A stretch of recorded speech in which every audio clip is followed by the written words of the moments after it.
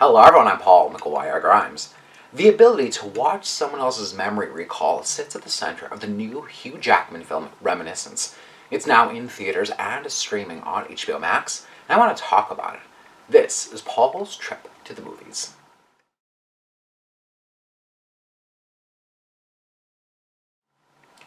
Reminiscence takes place in what seems to be the near future of Miami, which now looks like Venice, Italy with its rising waters.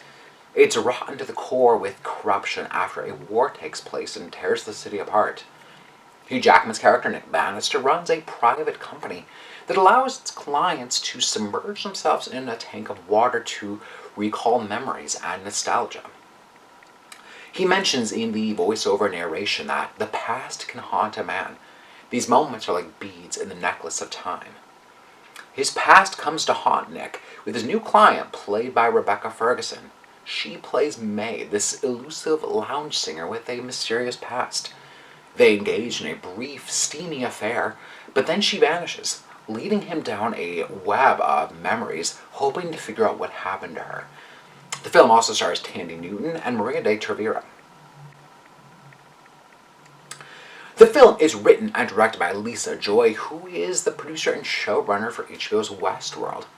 Lisa Joy throws a little bit of every genre into her film. Jackman's narration kind of gives it that pulpy noir tone, which works for the mysterious and corrupt world of Miami that we find ourselves in. It's also part sci-fi fantasy, and then there's the romantic charge between Nick and May that threads it all together.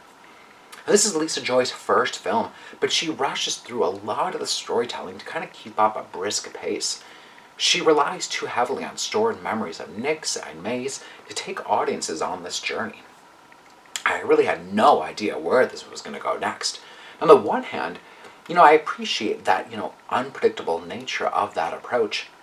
But then the caveat is that I wasn't really connecting to any of these characters or the progression of Nick's mission to find May. It's far too disjointed, with random characters coming and going on a whim. There's a big bar shootout, an underwater tussle, and some characters that are given this heightened relation to Nick and May that seem underdeveloped. Hugh Jackman continues to carve out his post-Wolverine career, but this film doesn't quite know how to utilize his strengths.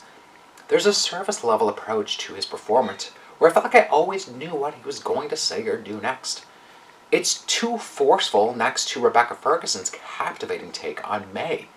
She keeps her this elusive chanteuse that could be pulling the other characters, the audience, or spinning her own web without any of us figuring it out.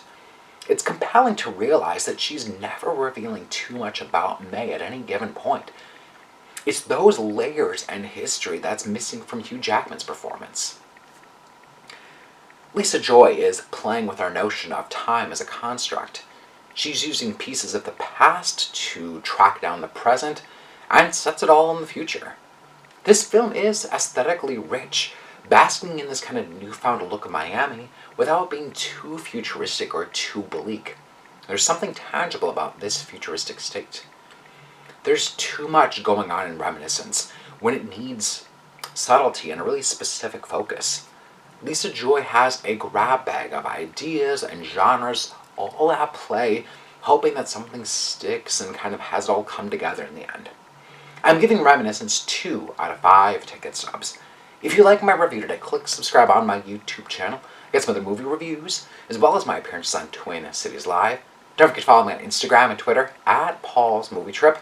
And then go to my website, paulstriptothemovies.com, for even more reviews. Thank you so much for watching my review of Reminiscence. This is Paul's Trip to the Movies.